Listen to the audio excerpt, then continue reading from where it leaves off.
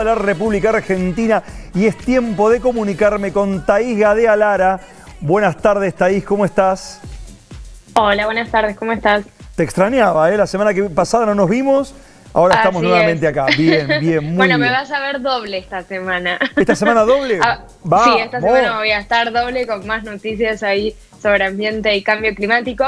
Y esta semana sí te voy a hablar de algo que pasó la anterior y que nos quedó importante de comunicar, que tiene que ver con la presentación de un informe que se dio a conocer el jueves, en donde se analizó cuál fue el impacto de el coronavirus en la demanda de energía a nivel global. Este informe lo dio a conocer el Instituto de la Agencia Internacional de Energía, en donde te diría que lo más interesante que justamente se desprende de este informe tiene que ver con que obviamente hubo una reducción, ¿no?, en la demanda global de energía, pero si nos metemos a analizar puntualmente en las fuentes energéticas, mientras que se observó una caída, ¿no?, en la demanda de combustibles fósiles, la única fuente de energía que se mantuvo en pie y que incluso creció fueron las renovables. ¿Y para qué sirve de ver esto en lo que pasó durante el primer trimestre de 2020? Bueno, para empezar a pensar en cómo puede ser la recuperación, ¿no?, o la reconstrucción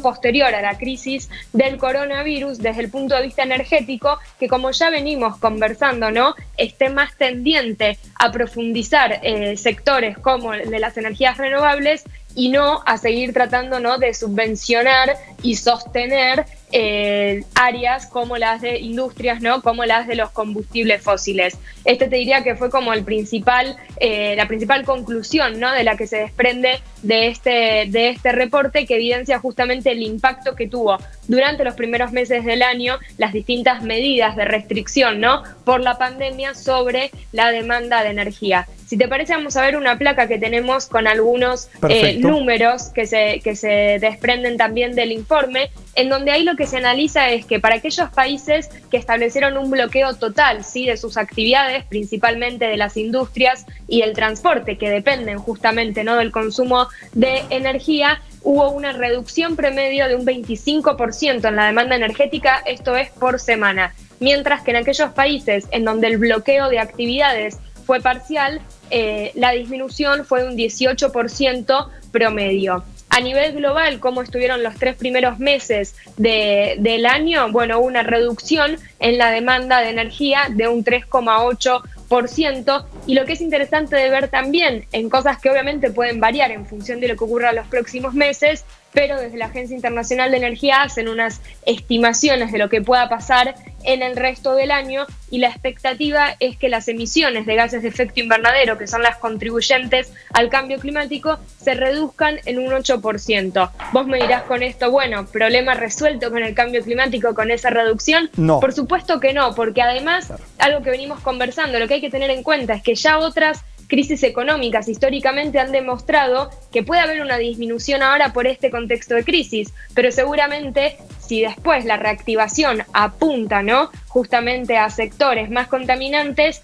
no solo va a ser el aumento igual al estado anterior, sino que hasta incluso lo puede superar, lo que se conoce como que puede ser un repunte, ¿no?, que vaya a aumentar mucho más después las emisiones. Bueno, eso es lo que se teme, perdón, Thaís, sí. digo, eso es lo que se teme seguramente con el tema del petróleo, que estaban en un terrible problema las petroleras y demás, porque por eso había bajado también tanto el peso, lo que sale el barril y demás, porque no había cómo transportarlo, y eso es el temor, supongo, que estarán esperando qué va a pasar cuando todo se reactive.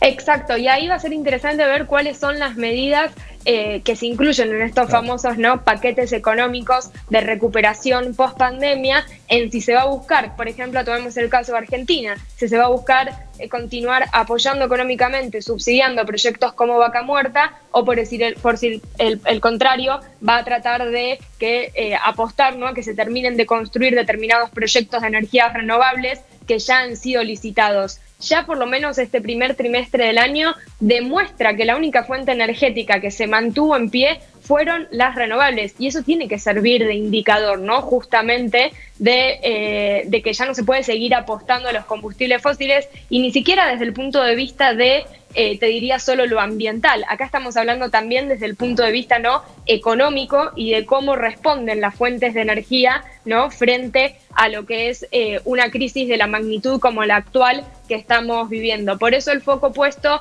desde la Agencia Internacional de Energía a que la recuperación económica esté tendiente justamente a promover este tipo de fuentes de energía que también generan, ¿no?, empleos verdes, y que a largo plazo sí van a permitir tener una reducción sostenida de las emisiones de gases de efecto invernadero, que es lo que se necesita. En Argentina, recordemos que tenemos un gran potencial de energías renovables, principalmente eólica y solar, pero todavía no estamos aprovechando, ¿no?, todo ese potencial.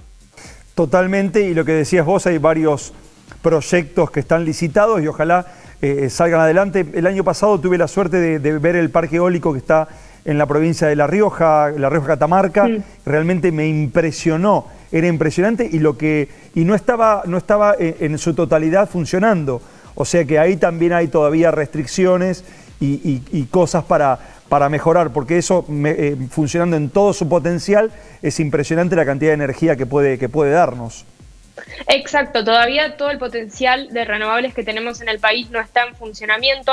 Sí, por las medidas los primeros meses, lo que se vio afectado obviamente en las renovables en Argentina y a nivel global fue el tema de la construcción, ¿no? Porque al suspender lo que es el sector de la construcción, se suspenden también esos proyectos que están justamente en proceso para poder funcionar. Pero mientras, recordemos que el sector energético sí fue, ¿no?, uno de los sectores en los cuales se necesitó y que se dijo que continuaran, y justamente en el informe destacan que el aumento que las energías renovables mantuvieron durante el primer trimestre se deben a la mayor capacidad instalada y también al despacho prioritario que se le da, ¿no?, a la energía procedente de estas fuentes. Y lo que se estima de que continúen también en crecimiento para el resto del año es por los bajos costos, ¿sí?, de operación, y porque también hay un acceso preferencial que tienen a distintos sistemas de energía. Veremos después si esto permite, ¿no?, desencadenar a que sean tenidas en cuenta con mayor prioridad a la hora de todos estos planes o paquetes de recuperación económica desde el punto de vista, ¿no?, energético. Ojalá así sea. Muchísimas gracias, Thaís, por esta comunicación. Buenísimo, nos estamos viendo el jueves, ¿eh?